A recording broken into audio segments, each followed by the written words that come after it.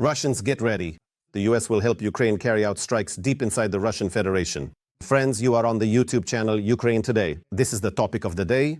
Don't forget to subscribe to our channel and like the video if you enjoy our work. So, Donald Trump has authorized the transfer of intelligence to Kyiv for missile strikes on Russia's energy infrastructure. Well, soon we'll finally understand what this really is. Genuine support for Ukraine or still just more blackmail of Putin. That's also possible. Putin himself continues to blackmail the world with the threat of nuclear weapons. There was a blackout lasting more than 3 hours at the Chernobyl Nuclear Power Plant after the shelling of Slavutych. Zelensky reported this and once again warned, for such actions, the Russian Federation could pay a heavy price, for example, with blackouts in Moscow. By the way, the military is hinting that they could cause them. Details about the characteristics of the long Neptune missile have become known. Among them, for example, is a range of up to 1,000 kilometers. But Russia is increasing the range of its Shahed drones across the European Union. Now, a Dutch Air Force fighter jet has shot down a Russian Shahed. All the details are coming up in the report after the exclusive discussion in the studio. US President Donald Trump approved the transfer of intelligence to Ukraine for targeting airstrikes against energy infrastructure deep inside Russia, sources told the Wall Street Journal, and this was later confirmed by Reuters interlocutors.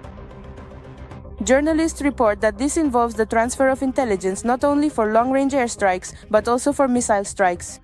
The article suggests that the next step for the Trump administration could be agreeing to provide Kyiv with more powerful weapons, which would allow them to strike more targets inside Russia. The Trump administration announced the transfer of RAMs to the Ukrainian side in the amount of 3,300 units. The technical specifications are over 450 kilometers. Let me remind you that during the entire term of the Biden administration, the Ukrainian Defense Forces received no more than 100 ATAK-MS units. Their technical specifications are about 300 kilometers. The blackout at the Chernobyl Nuclear Power Plant lasted more than 3 hours. The strike by Russian forces on the energy facility in Slavutych, which left the Chernobyl Nuclear Power Plant without electricity, was deliberate. This was reported by the President of Ukraine, Volodymyr Zelensky. It should be noted that strikes are being carried out not only on the power system supplying the Chernobyl nuclear power plant, but also, accordingly, Russian drones have been spotted over the South Ukraine nuclear power plant. Moreover, the Russian Federation periodically creates conditions for a man-made disaster at the Zaporizhzhia nuclear power plant. The actions that are currently taking place in the Chernihiv direction are what is called the 1,000 cuts tactic, that is creating the impression of a possible escalation of hostilities in this area in order to divert the operational reserves of the General Staff of the Armed Forces of Ukraine away from the main axis of the Russian occupying forces offensive. The specifications of the Ukrainian cruise missile known as the Long Neptune have become known. In particular, the exact range of the missile and the weight of its warhead have been disclosed, according to Defense Express experts. The Ukrainian side has already stated that strikes on the thermal power plant in Belgorod were carried out using the Neptune missile. It should be noted that the Ukrainian version completely refutes the Russian reports, claiming that the strikes were allegedly carried out using American weaponry. In addition, it is worth highlighting the successful use of the Neptune missile during the strike on legitimate military targets in the temporarily occupied territory of Crimea.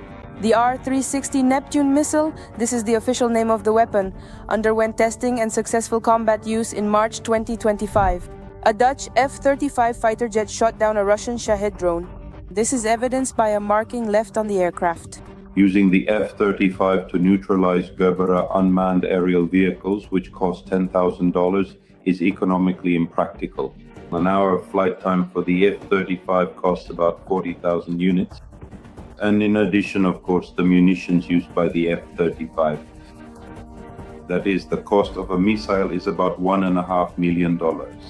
Journalists suggest that most likely the drone was shot down in Polish airspace during the attack on September 10th. The Ukrainian Defense Forces have cut through the so-called Dobropilya salient of the Russian Federation and are doing everything possible to inflict maximum losses on the Russian occupiers, wrote Commander-in-Chief of the Armed Forces of Ukraine, Oleksandr Syrsky. Over the past day, the Ukrainian Defense Forces in the Dobropilya direction have advanced from 100 to 1,500 meters. These are significant tactical successes by our defenders. In addition, I would like to note that during the counter-offensive operation, the Ukrainian Defense Forces have deoccupied about 170 square kilometers and cleared about 190 square kilometers of Ukrainian territory from saboteurs. French special forces detained a Russian tanker from the Shadow fleet off the coast of France, which was circumventing sanctions to sell oil. However, sanctions were not the only thing the sailors were guilty of. The vessel was allegedly linked to recent drone flights over Denmark, according to the Telegraph. Denmark called the attack extremely serious, and it was aimed at critical infrastructure as air travel was disrupted, and the Danes were even forced to close Copenhagen airport. Russia, in turn, as usual, denies any involvement in this. Ukrainian Volunteer Army spokesman Serhiy Bratchuk joins our broadcast. Sergei, hello. Very glad to see you as always. Glory to Ukraine. Glory to the Defense Forces. Greetings, Alexei. Glory to the heroes. Sergei, let's start with the fact that the states seem to be planning to provide us with intelligence for missile strikes on the energy infrastructure of the Russian Federation deep inside its territory. And in your opinion, how timely is this decision if, of course, if this isn't just another attempt to blackmail Putin, another page in this ongoing blackmail? From a military standpoint, how much will this help us or not help us? Because I just spoke with the Ukrainian political strategist Taras Zahorodny. I recommend our viewers check out the episode Main News. It's a very interesting conversation. Pay attention to it. He believes that the United States, as is typical of their policy, is trying to take the lead in Ukraine's success, to put it bluntly. We don't really need that intelligence all that much because all the installations, gas pumping stations, and so on, all those elements, we've known their locations for a long time. Well, actually, if we're talking about the transfer of intelligence from the American side, this is really just one element, I'd call it, of informational, military, political pressure on the Russian Federation, without a doubt. Just like the next stage is, well, let's still call it an information leak for now. All right, military political pressure then, talking about tomahawks, on the political leadership of the Russian Federation, specifically on Putin personally. Because, well, it's a kind of informational ping pong. Obviously, we need to see how Russia will respond. And in fact, Peskov's mustache has already responded to such a message. We didn't hear anything new or particularly special there, quite expected. However, I think that in the Kremlin, they did start to wonder what is really happening and what might happen next. I think right now, analytical teams are at work trying to find in these reports about intelligence data and tomahawks, respectively, something that is hidden from the eyes of the average person. So regarding intelligence data, I have always said and will continue to repeat that Ukrainian intelligence today, since we have different agencies involved in intelligence, that's the Foreign Intelligence and that's the main intelligence directorate of the Ministry of Defense of Ukraine. Yes, they have different roles, different functions, but nevertheless, our intelligence agencies are in no way inferior to the American ones. It's not because we're in Ukraine and want to praise our own. No. Obviously, the entire strategy of strikes on Russian territory is, once again, based on the data from our intelligence and accordingly on the assessments that intelligence provides regarding the most vulnerable points in the Russian economy or the Russian military-industrial complex. It's clear that the energy infrastructure facilities on Russian territory, well, you can't just move a hydroelectric or thermal power plant, right? You can't hide them from intelligence, you can't hide them from the average person, just like other facilities. But it's quite likely that the Americans, considering their space-based intelligence is also highly developed, to put it mildly, may be providing our country with some truly unique data. In any case, there is an exchange of intelligence data going on. I have no doubt about that this work is ongoing.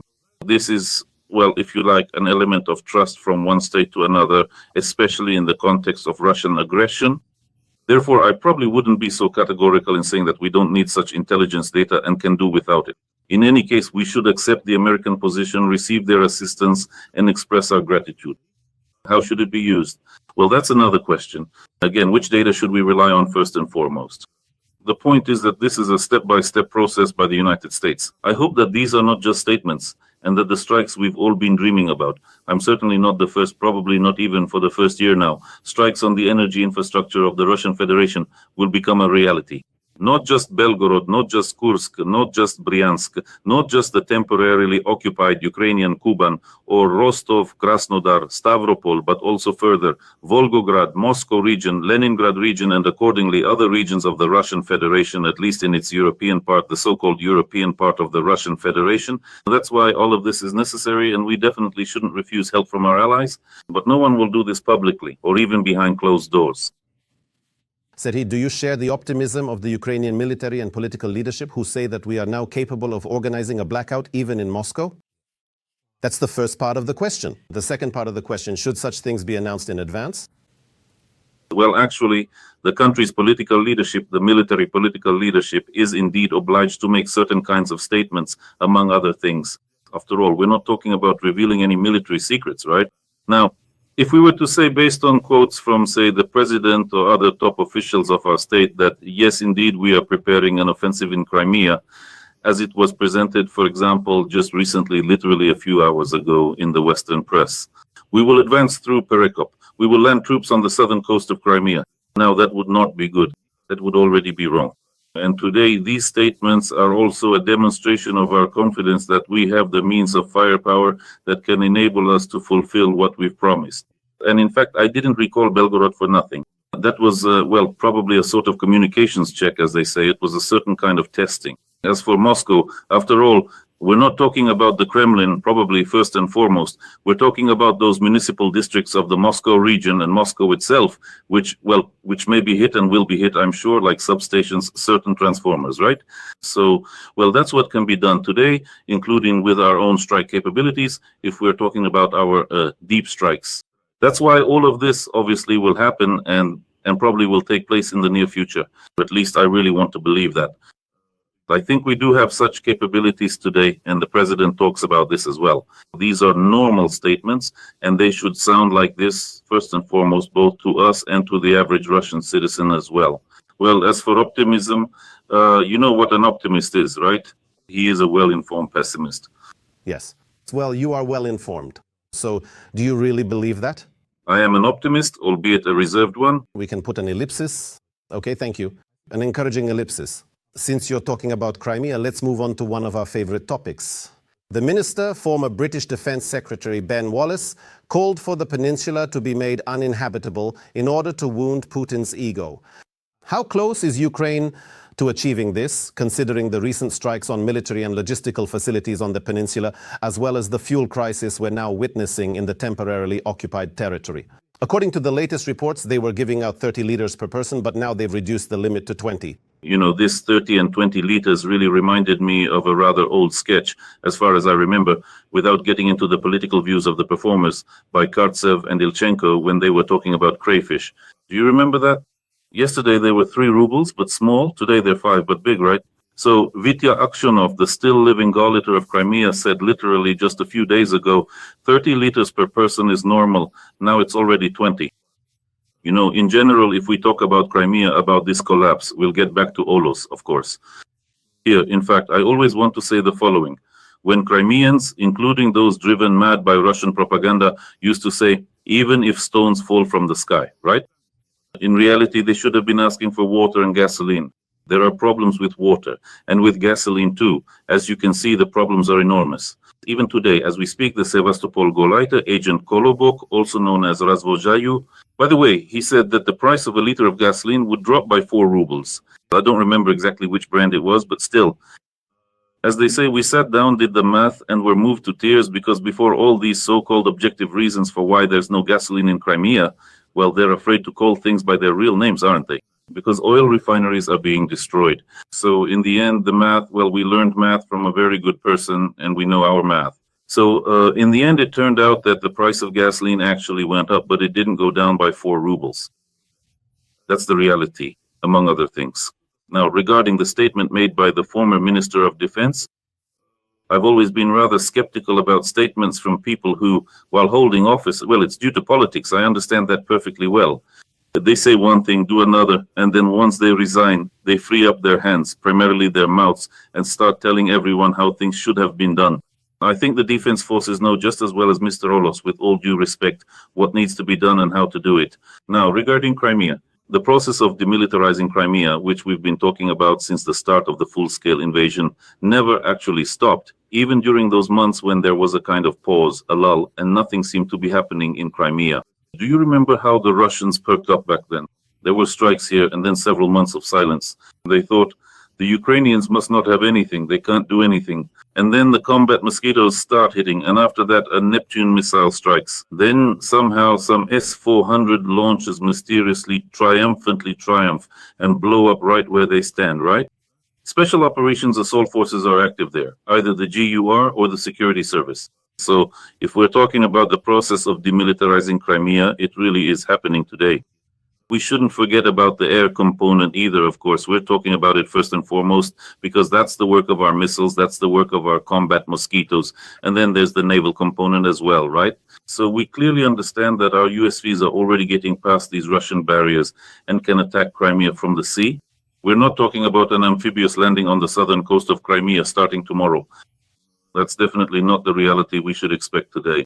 First comes demilitarization. First, we need to take out, in particular, the air defense systems, which is exactly what's happening. We need to disrupt logistics, meaning the railway stations. Take Jankoy, for example. It's practically waiting in line, just asking for it. It's a key junction station, very familiar to many of us. And of course, there are terminals, oil terminals, and fuel storage bases. These are the things that will ultimately allow us to deoccupy the Ukrainian peninsula. When will this happen? Well, as they say, the first step is the hardest. But for us, it's not even the beginning anymore. The process is already well underway, including demilitarization. So everything happens in its own time. The work continues, and just look at how active it is. So much so that even we, when we talk about the results of the defense forces operations in Crimea, we just glance over. Oh, today, for example, there were 2 helicopters.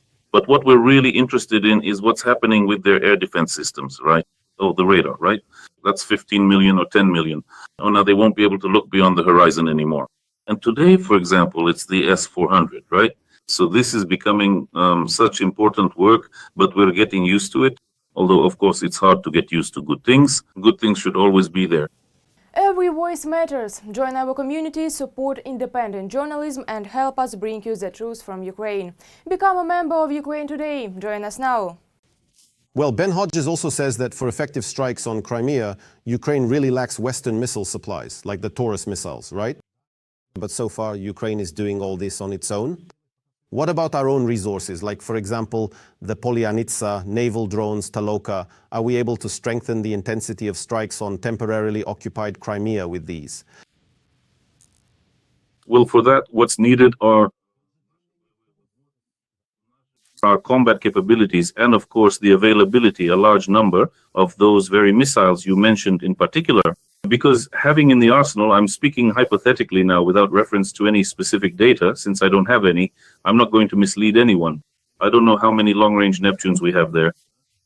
Although, as for something that would fly 1,000 kilometers, I could have revealed that secret. I knew about it a year before it happened. Well, that's just how it turned out. Let me brag a little bit. But that's not the point. The point is scaling up the process, scaling up production. So if we're talking, like it was mentioned in the segment, for example, about cruise missiles, that under Biden there were 100, and now they're promising 3,000. Is there a difference, as they say in Odessa? A huge difference. So, in fact, we should have just as many of our Neptunes, well, at least over 1,000, or even better, 2,000 or 3,000, right? Because there are enough targets to strike, including combined attacks.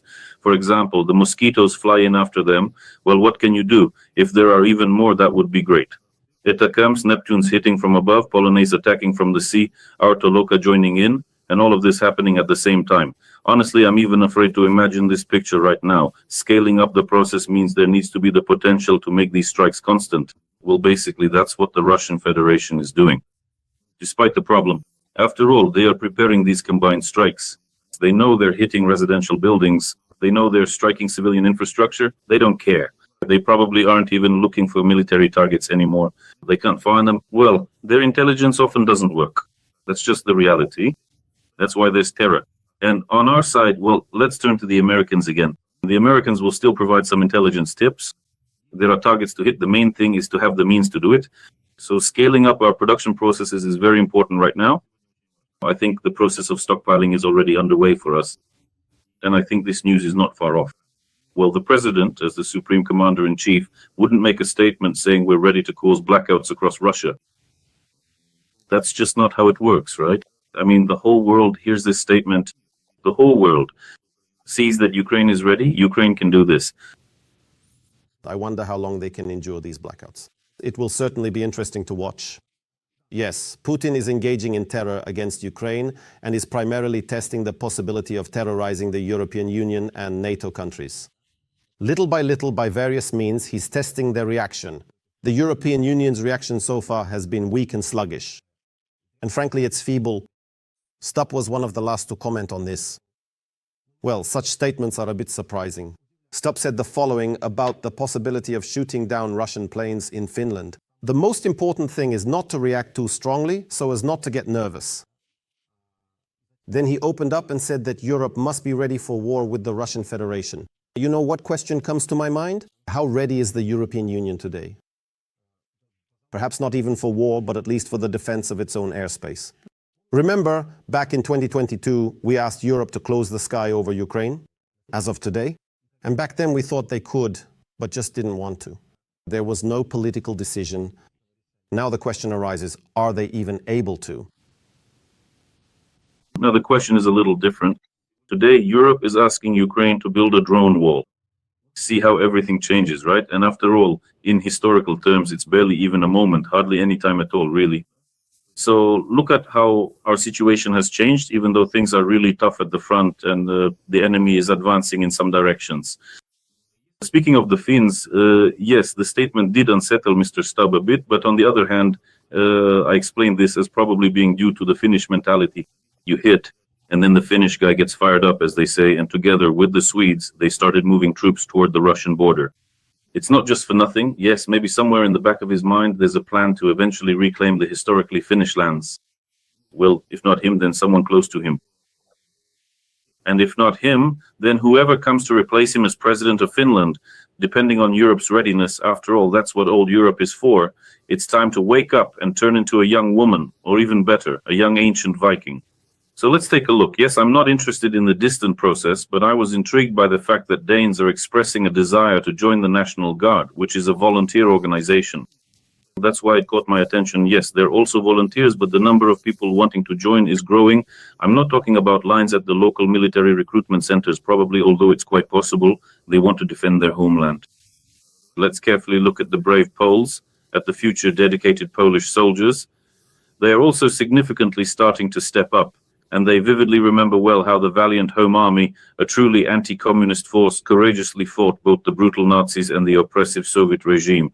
So what we truly need is not to make absolutely correct, well-informed political decisions and effectively inform people about them, ensuring widespread understanding. And people will step up as well. After all, people really want to defend their home, to explain that you are defending your homeland because it's your mother, your father, after all.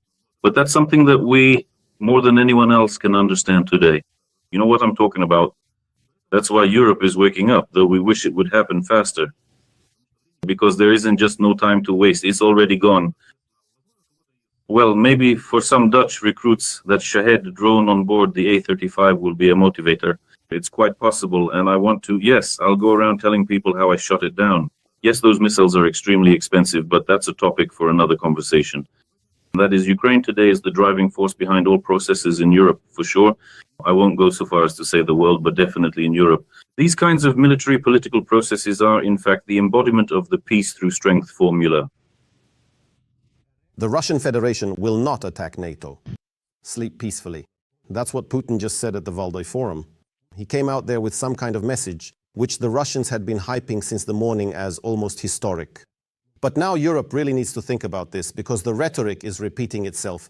We've heard all of this before in 2021 and at the beginning of 2022. Sergei, regarding Valdai. And we started our conversation with you explaining how Putin is, so to speak, cornering Trump, for now with threats of using long-range missiles.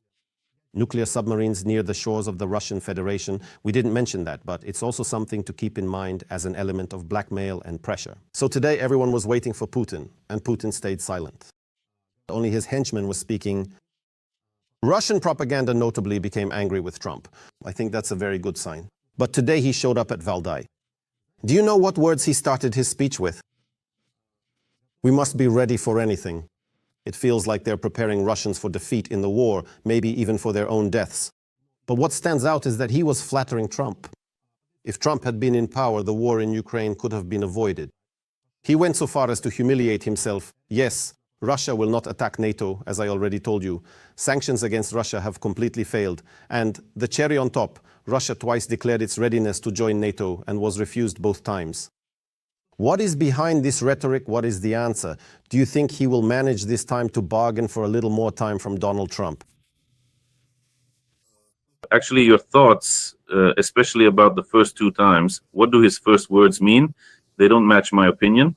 Probably many Ukrainians thought the same thing. Russia is preparing for something, deceiving, trying to fool Trump and the whole world. Despite my attitude toward Mr. Trump, frankly speaking, I am still, well, definitely more than sure that, well, if you ask me, Mr. Trump is definitely not such a foolish person. I was choosing my words so as not to sound too harsh. He is not a foolish person. And the people around him, despite their statements, probably after coming to power, felt the taste of authority and finally realized where they had ended up and what they had come to. And today they also behave a little differently. Let's compare Keith Kellogg at the beginning of Trump's tenure in the White House and today, when the general has woken up again, has become to make statements as a general, yes, and to say that Russia is actually losing this war no matter what anyone says. So actually, Putin's attempts to play along are quite likely, including probing his own electorate. After all, Putin probably understands, or those who speak on his behalf, or those around him, that the next stage, if events continue to unfold this way, will be the stage where the threat to Putin's personal safety becomes the #1 item on the global agenda. And people will start looking at you askance, not just in Washington, but in other capitals around the world as well. They'll probably start thinking that since psychologists haven't helped and psychiatrists aren't helping, then something needs to be done about the madman. And specifically to take action to remove him from the political stage. This is now a matter of personal safety. It's quite likely that such statements are, among other things, driven by this. Putin is afraid that he might disappear entirely from the political map of the world, and then what would he do next? It's quite possible that this is also a kind of preparation or probing, as I already mentioned, of his own electorate. Although, to be honest, I think that if you ask Russian TV journalists, or as I call them, the box, if they keep telling people for a week or two that they've won and it's time to bring the troops back, everyone will believe it. After all, no one will say anything about a defeat. They won. Well, if things develop this way, it's quite possible. Let's see what practical steps will be taken, both from Washington, as we've discussed, and from the Kremlin. And not just the Kremlin. It will be interesting to hear what Putin has to say. Well, let's wait and see. But I want to say that the threat to personal safety, it seems to me that even the location of Putin's speech today has already been dictated by concerns for personal safety.